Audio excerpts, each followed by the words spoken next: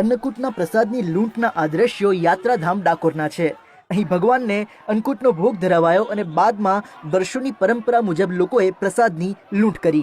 આ વર્ષે 151 મણ અન્નકૂટનો ભોગ ધરાવાયો હતો, જે થોડા જ સમયમાં ખાલી થઈ ગયો। આસપાસના 80 ગામના લોકોને આ પ્રસાદ લૂંટવા માટે ખાસ મંદિર તરફથી આમંત્રણ આપવામાં આવ્યું હતું। પ્રસાદમાં બુંદી આવે છે, જલેબી આવે છે, મોહનથાળ આવે છે, આખો રાજભોગની સામગ્રી આવે છે, સફરજન આવે છે અને ઉપર ધજા રોપવામાં આવે છે। અરે બા, જ્યારે મારા બા ચિંતા હતા આજથી 15 વર્ષ પહેલા, તો મારા બાએ મને કીધેલું કે તારામાં તાકાત હોય તો મને બતાવજે।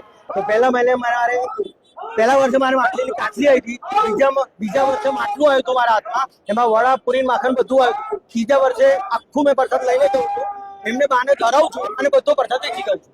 પોલીસ આ દિવસે લૂંટને રોકવાના બદલે લૂંટનો ચુસ્ત બંદોબસ્ત ગોઠવે છે, જેથી કરીને આજે ભાવિક ભક્તો છે આજુબાજુના ગામના, એ લોકો આ લૂંટ યોગ્ય રીતે અને કોઈ નિર્વિઘ્ને કરી શકે। એટલે એ પરંપરા આજે પૂર્ણ થઈ છે।